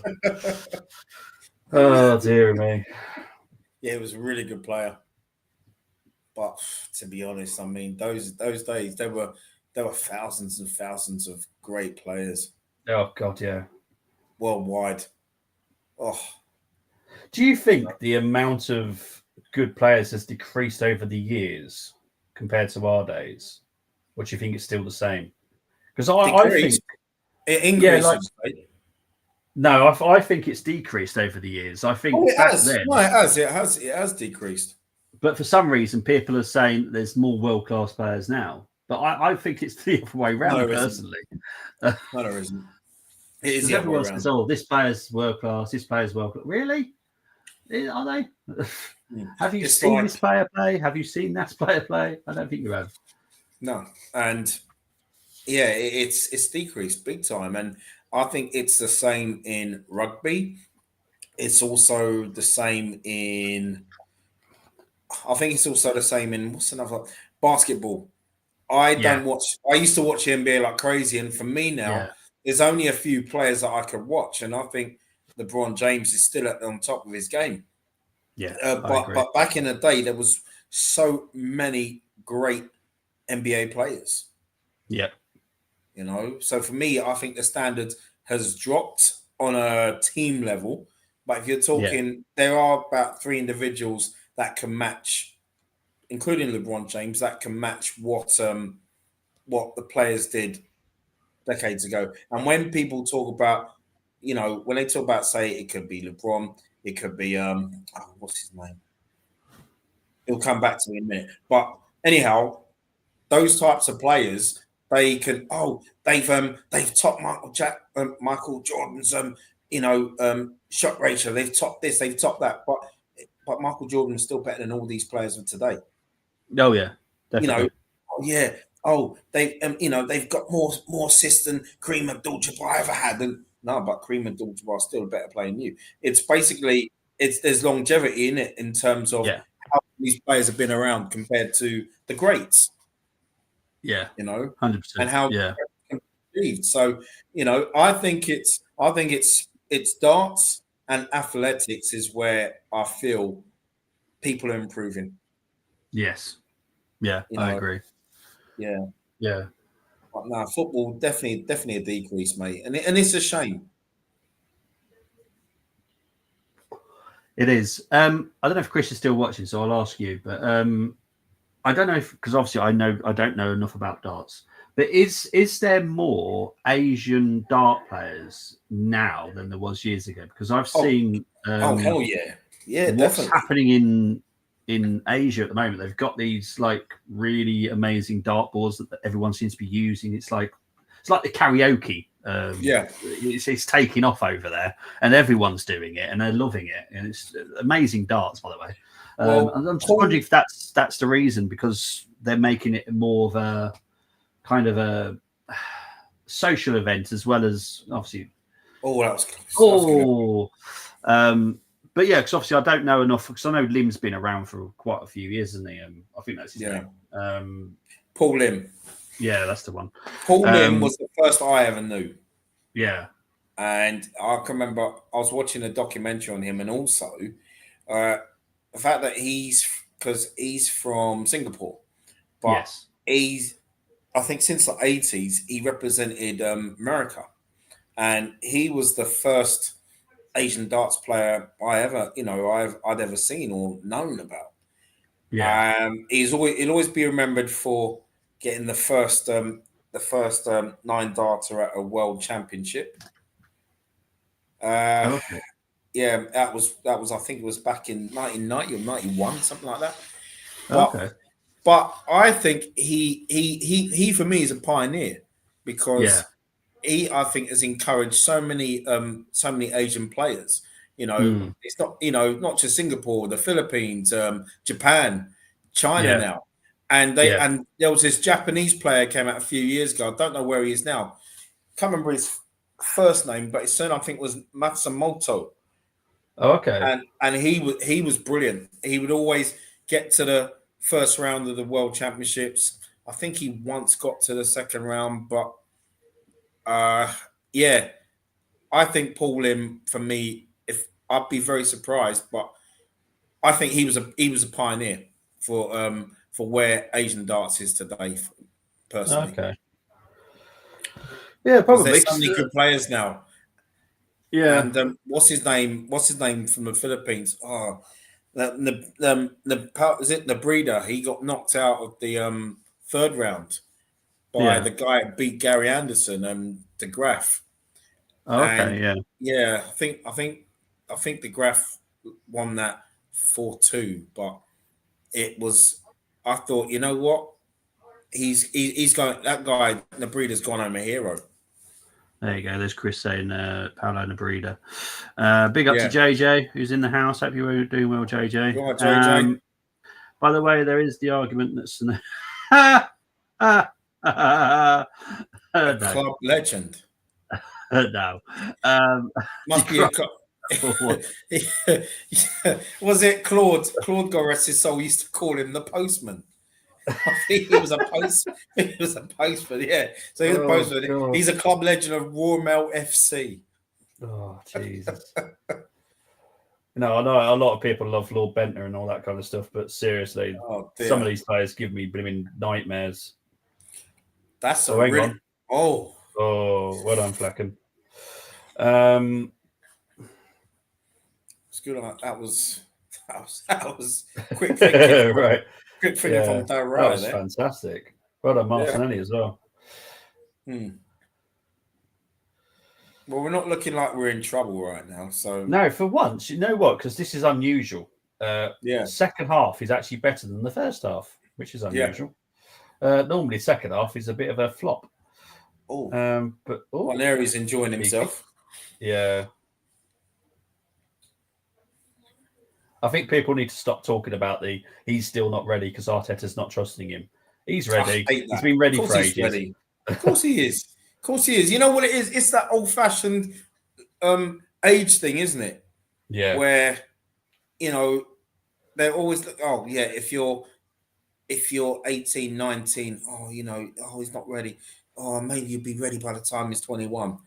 Look how many, if Arsenal fans, right, I don't care how young or old, right, they should look at our history, read our history, and see how young our quality players made their debuts. Yeah. The ones we had back in the day that made their debuts at 17, 18. I'm not talking Nicolas Nelka. Go further, Arsenal fans, please. Yes. Please. Look into your history and you won't come out with that bullshit. I'm sorry to say. Oh, you're spot on, mate. Seriously. Chris A, safe trip for JJ. Obviously, JJ went to the game against Crew. He was in the team that ended a 9-year trophy drought. Oh, God. Yeah, but to be fair, Pascal Segan was in the team that was invincible. So exactly. Exactly. It doesn't always work. Yeah. Gilles Gramondi was in a squad that won 2 doubles.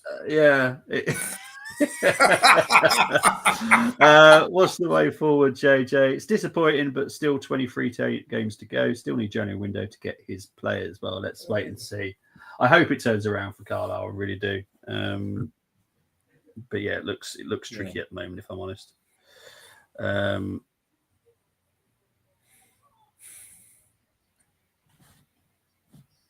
Yeah. I know what will make Chris feel better. A win against Man U on Sunday.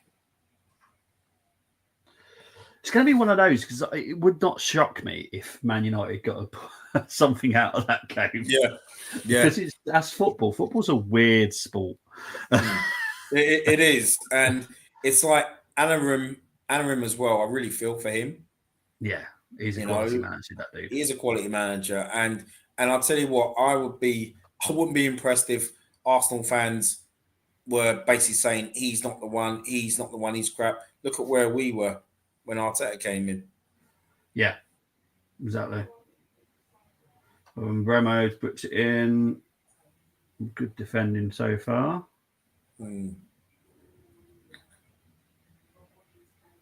Oh, Marino can actually run. Bloody hell. Yeah. I thought that was Martinelli there for a minute. Yeah.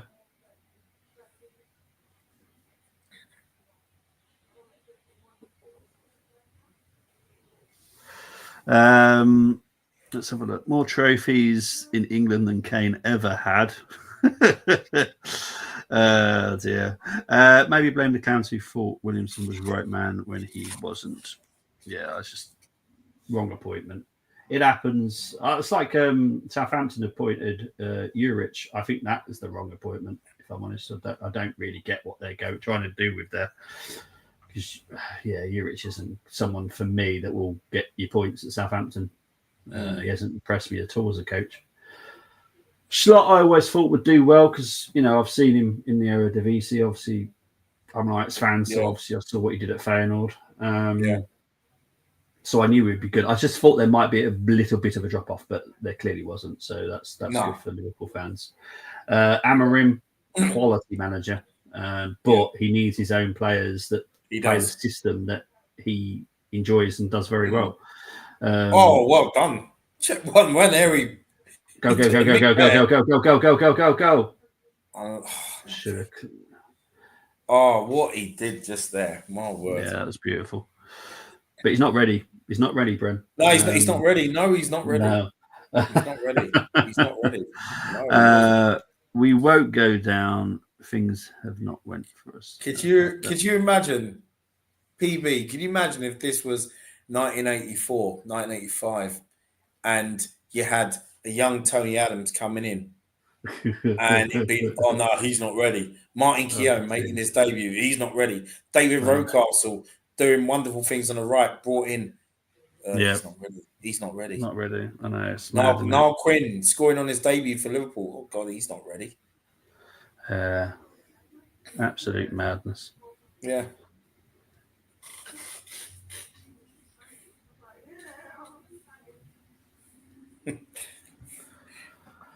Oh God.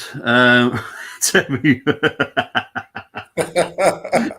saying run there, he needs more time. I agree, JJ. Something called the players and the manager. It's mad, isn't it? So Tottenham are playing Newcastle at the weekend. Knowing the way football is, Tottenham will probably win that. Oh yeah, they will. It's just the way the football world works. But I think, honestly, I do feel this. I think that if Tottenham were to lose that, I think Ange will be sacked. Which will probably not be good for us, if I'm honest. No, it wouldn't be. Because I honestly do think they've got a new manager lined up. I think he's the ex-Dortmund manager, Terzic, I think his name is. That's what I think will happen if they lose at the weekend. Because I think his job is becoming very much under threat now, and rightly so. Look, they should have known what they were getting. They obviously didn't. He could get away with it at Real Madrid. I know it sounds mad saying Ange at Real Madrid, but when you've got a front line like you've got at Real Madrid, you can score 7 goals and concede 5 and still win. Yeah, definitely. But Tottenham don't have that front line. They don't have that midfield. No. And again, Real Madrid have got amazing midfield. You just can't get away with that when you haven't got those type of quality players. Well, obviously, he did it well at Celtic because he had the best squad by a mile. So that's why it worked. Well, I'll tell you what. There's Tottenham fans not happy with Son Heung-min at the moment. They're not happy with him at all. Really? Why? Yeah. Expressions in particular. He's basically saying, "Well, I haven't seen him for weeks." He hasn't seen him. I think he's not as when I've seen Tottenham, he's not been as consistent as he normally is. Well, I would suggest that he is obviously looking at moving away then, because his contract runs out at the end of the season. So maybe that's what it is. Yeah. So maybe he's contemplating where he wants to go right now for a free for the summer. Yeah. Well, because look, he is good enough, and he should be at a club that is challenging for things. So obviously, he can't see it happening at Tottenham. Obviously, he's still a good player there. I mean, we know he's older now. He's experienced.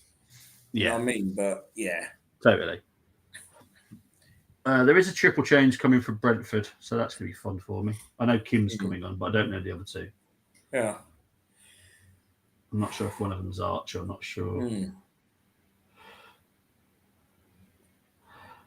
But I'll be honest, and I'm not normally this confident with 20 minutes to go, but I think we're kind of done. I don't see Brentford. I think we've got them where we want them at the moment. It would take a stupid error from us now, I think. I think that Tim. I think both our fullbacks are coming off, and Partey will probably slot into midfield, saying stupid like that. Yeah. We didn't concede more than 2 goals last season, did we? So, last year. So I don't see us conceding another 2. No. I can see this maybe concede another 1, but no, I think we're a bit stronger than that now. Yeah. So we should be okay. As long as we don't get something stupid like a red card or something, then I'll start panicking. But at the moment, I think we're okay. At the moment. Just nothing stupid now, please. Well, we're keeping the ball. I'd rather we go for a 4th goal. I mean, we've really got up that goal difference. Yeah. Oh, 100%, yeah. I mean, we did that last year to great effect, in the last half of the season. Yeah, yeah.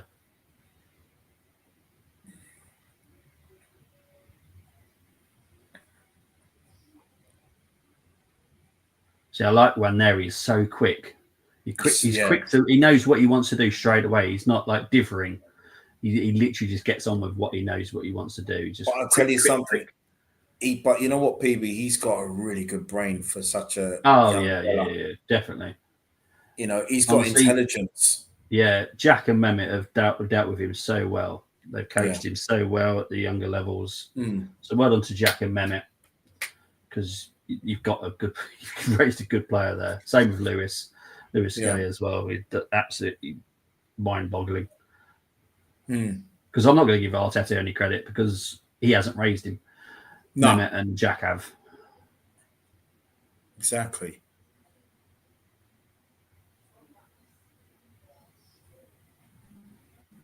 Okay.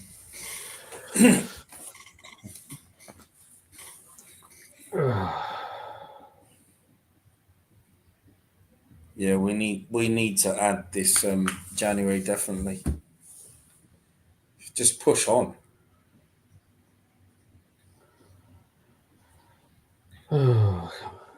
Corner to Brentford. I don't think they've made the changes yet, have they? It's 4. Bloody 4. Bloody Nora.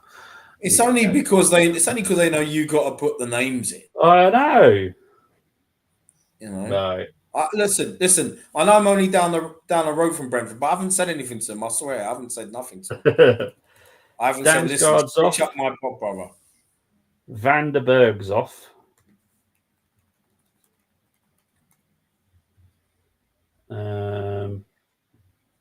Magoma's on.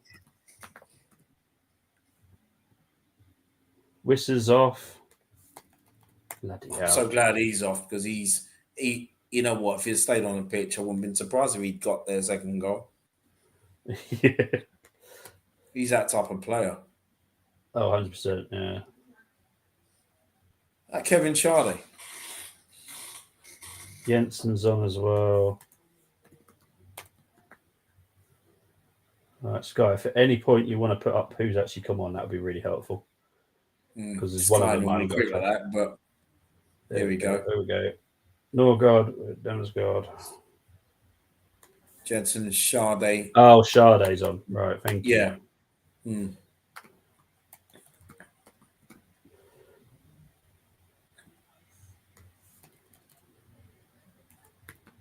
Well done, Raya. I knew that would happen.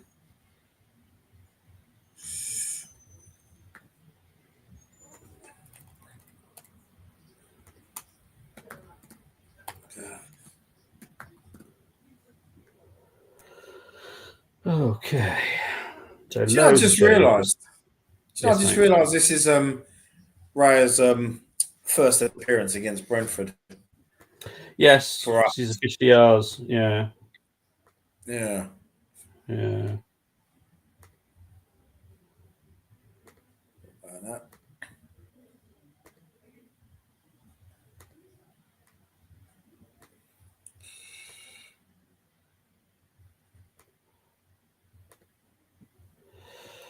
Sorry, people, I was missing out because I was typing all those subs in. Typing. You sound like you're stapling. It's because I was annoyed, to be honest, so I pressed the buttons hard. I was like, the referees' first goal didn't cross the line. Second goal and third goal, our players were fouled. Well, first goal clearly was over the line because the ref has the watch that buzzes. Yes. Other goals, we were soft as marshmallows. I don't agree. The refs are disgraceful. Come on, JJ. They have a gender against everyone. Oh, now I'll bugger off. Seriously. Right. Triple change for Arsenal. Of course it is. Oh, Calafiori's off. Yeah, fullback. Fullback syndrome. It's ridiculous. I've never known this happen. Marino coming off, I'm guessing. Oh, one there. Oh, for God's sake.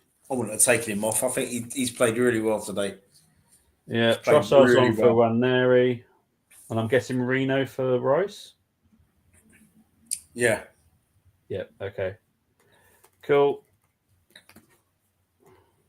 Got no issues with that, to be fair, apart from the fullback thing. I don't get it. It's wasting the sub. personally, but hey ho. But when there, he could have gave him longer. I don't know why we're giving him just 78 minutes. I think today one thing he did deserve today was a goal. I thought he played really well today. He did. There's more to come, but he's not ready, Bobby. He's not ready. No, he's not. How dare he? I think he should be starting every game.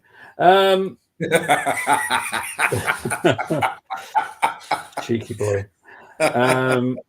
It's ridiculous, isn't it? Oh, God. Right. Okay, the midfield I'm happy with now because Marino's off. Look, yes, he prayed for about 5 minutes pretty well, but I'm still not convinced by him, I'll be honest. No. I'm happy now Rice is on there. That solidifies our midfield better. Yeah. Trossard, I have no issues with Trossard coming on. I think we switched them. I think Martinez come over to the right and Trossard's come over to the left. Yeah, I think that's what's happened. So that's cool. Again, I've got no issues with that now.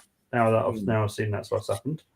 And Lewis Skelly has obviously replaced Calafiori, which I personally would have given Tierney, but I know Tierney's leaving, so I get it. Yeah. It's not worth wasting minutes on a player that's not going to be staying. Give Lewis Skelly the time. Yeah. To get some experience. So yeah.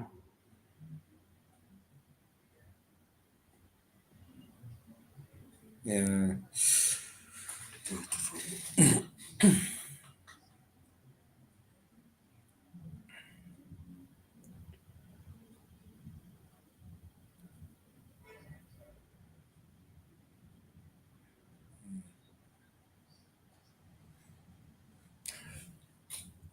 you know I haven't even spoken to John Sinclair because not since even the draw was made for the Carabao Cup family. Yeah. I'll have to. I'll see what he's up to. See how he is. Yeah. I'll be honest. I'm not that confident. I don't think it's the most easiest game in the world. No, it isn't. Not the way they're playing at the moment. I think at home may okay. Away, no. I'm not confident. No. We don't seem to do very well at St James's. Well, the last couple of seasons, I think 3 out of 1 win in the last 3 seasons at St James Park. And then they seem to be they found their form now. Yeah. I think it was losing at Brentford kind of woke them up. Yeah.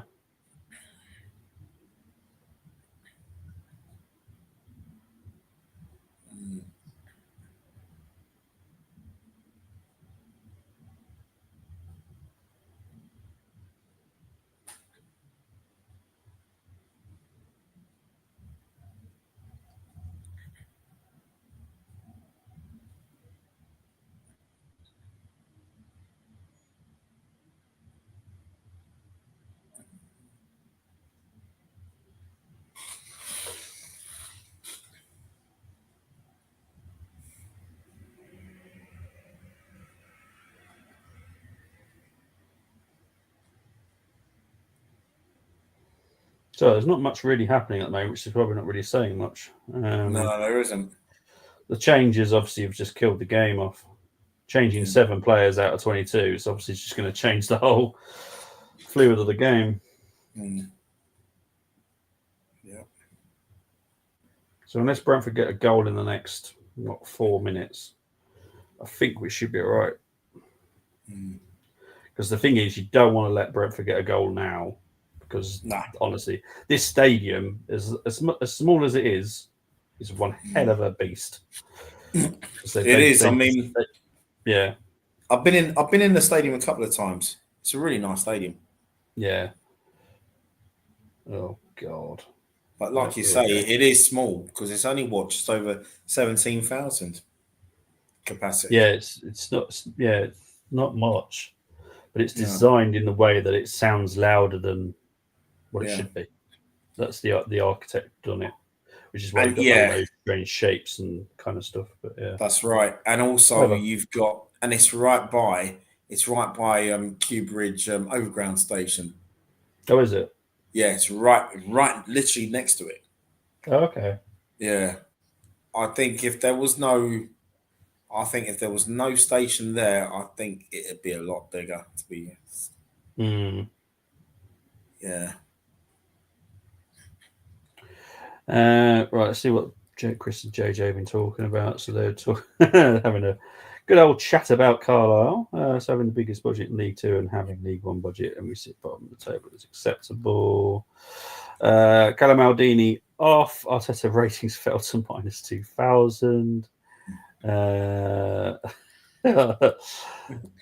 I will have to listen to your nonsense. Yeah, definitely.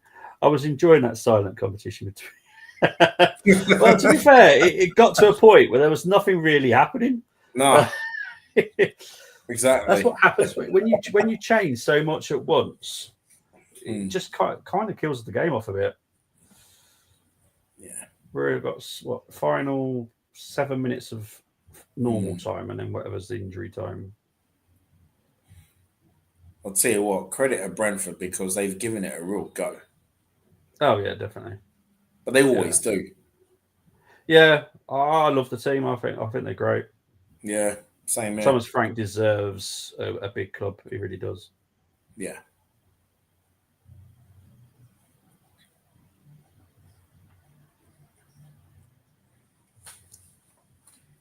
He would be an interesting one for the Tottenham job, if I'm honest, though, because he does like a good, strong defense as well as the attacking flair. So you never know. He might. Oh, hang on, here comes Martinelli.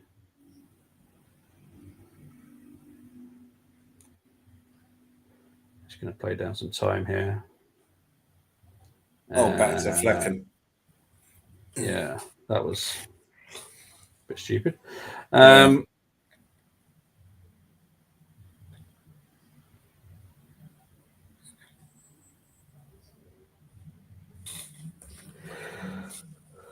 Oh, yeah.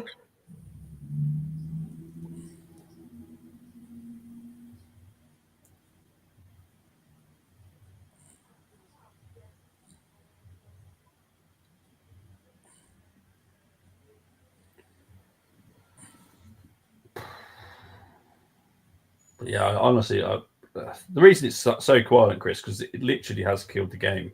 There's just nothing really happening. Game's kind of done. Obviously, good performance second half, but I still think Brighton is still going to be a problem at the weekend. Oh gosh, they are. They're always up for it against us. Yeah, but we have to turn up on Saturday. We have to turn up. 100%. This is the first of 9 games we've got, and if we come through all those games unscathed, I will be easily impressed. Oh yeah, definitely. I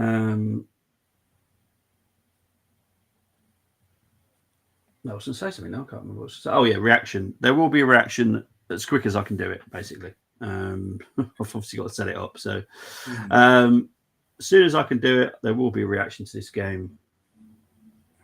It all depends on how quick I can get it set up.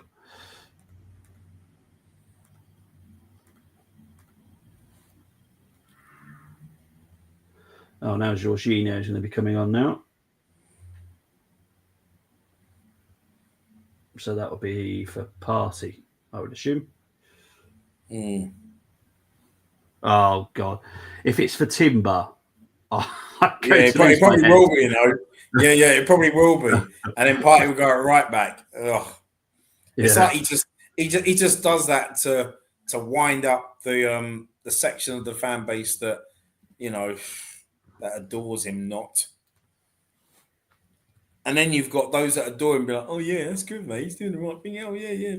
Put Party right back. Yeah, that's great tactical. Oh, that's great. Great tactical nous from the manager there. It's fantastic. Yeah. Please.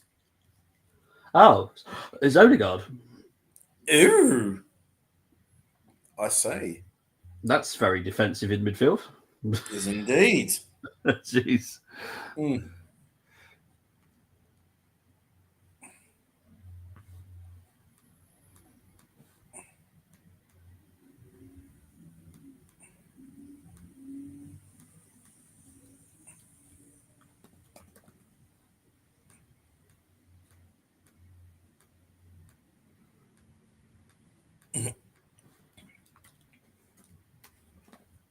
Now it sounds like you're on the typewriter.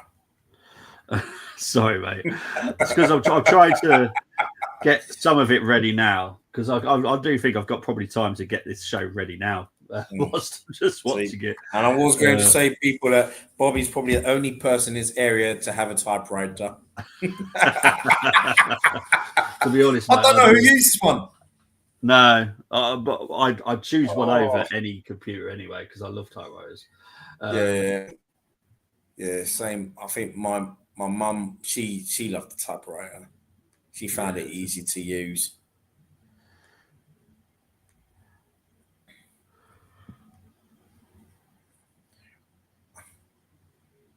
All right, looks like this is going to be a comfy win.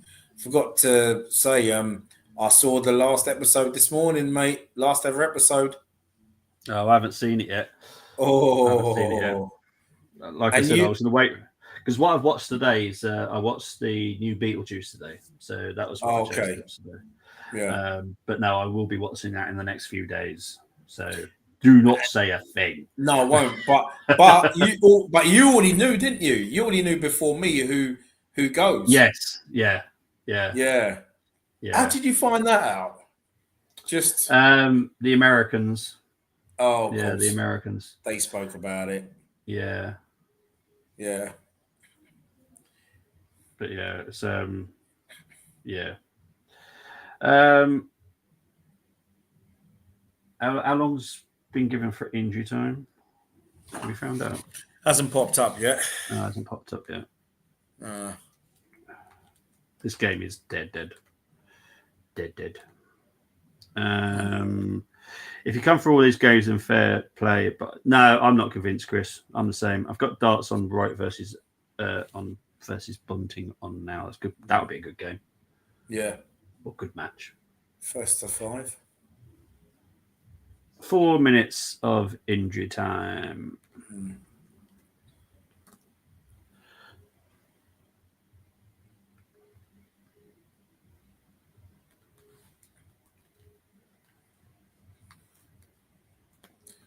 We are the same time on the second in front of you. Oh, yeah, that's nice.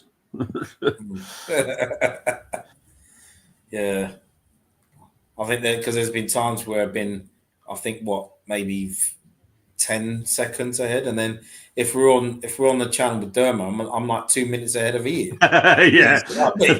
Yeah. That's a whole different time zone, that one. Yeah. Wished him happy New Year yesterday. Bless him. Yeah, he was. I think he got very drunk last night, from what I've heard. Oh, bless him. Yeah. Oh. Hez is obviously going for a designer shirt. Yeah.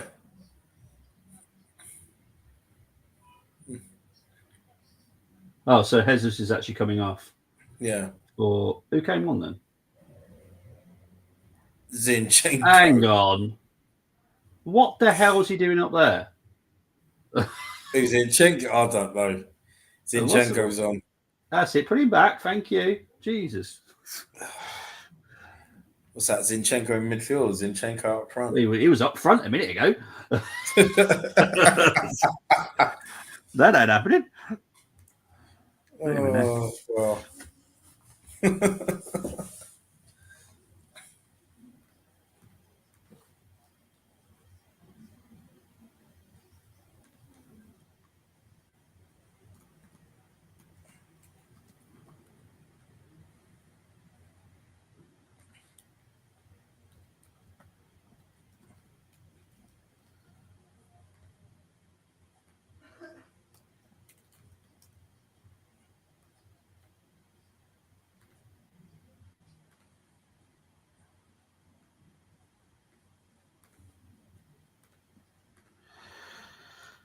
Right shirts look like paint has been splattered on it. Dermot is Spurs fans, so they're always behind. Chris. That's funny though. He said he had a few yesterday. He's got his hangover show on now. Oh, is he? Yeah. Oh, bless him.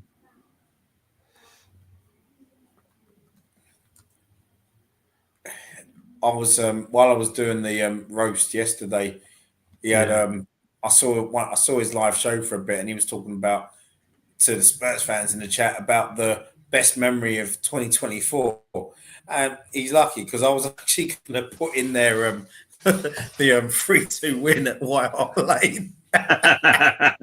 I'll leave him alone. Oh dear. Well, no, I'll leave him alone. Bless him. You know, I think for fans, they probably would have in the chat probably went for the 4-0 away at City. Oh yeah, would have thought so. Yeah. But this is the thing, that they can get good results, but they've got absolutely nothing else to back it up. Yeah, it's crazy. Mm. I know. They've got nothing to be drinking. Well, they have. They've got their sorrows to be drinking about. That's what they've got. That's well, exactly.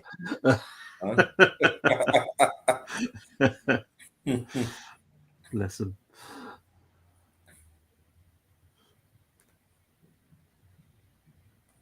No, we're just waiting for the ref to blow the full-time whistle, to be honest now. Yeah, should have blown it already. Carlisle would be... To be fair, if you're good at attacking, you can beat them. That's the thing. There we go. Right. Thank you ever so much, everybody. We've got 2,800 people watching right now, so thank you very much. Thank you. Great. Brenny, where can they find you, my friend? Hey, happy New Year to you all again. Yeah, you can always find me here on the Armory TV, and you can also find me on Instagram threads. And I'll be doing some stuff in the coming days with regards to past Brighton versus Arsenal fixtures. So check it out. Thank you, mate. Appreciate that. You know what it is? It's because the game died out. I hate when that happens about football. I want to be entertained for 90 minutes. You pay a lot of money for a ticket. I want to be entertained. And after those subs made, the game just died. It was like a training game. It was horrible to watch at the end, which is why I was literally getting on with the reaction show, because I was like, what's the point of watching this now? So yeah, Brenny was keeping me up to date with anything that might have happened. So I was just watching the TV just in case. But yeah, I will be on the reaction as soon as I can do it. Are you not entertained? I wasn't, though, to be fair. Look, we've done our job. Obviously, I'll talk about this on the reaction, but we've done our job. We got the 3 points. But if anyone says what an amazing performance that was, I'll be like, what game are you watching? Because yes, it was a good performance, but not amazing. That was not perfection. Odegaard, I'll be honest, he ain't getting a good score from me in a bit. But yeah, obviously this month is going to be massive. There's another 8 games for us to play, so there's going to be a lot of previews, a lot of reactions. Not so many watch-alongs because a lot of them are midweek games. But I will be back, I promise. But thank you ever so much. Thank you for the 2,800 people currently watching. Chris, as always, thank you for entertaining me. JJ, thank you as well. Temi, as always. But yeah, I'm out of here. Speak to you later. I'll see you very, very soon. Bye-bye. Take care.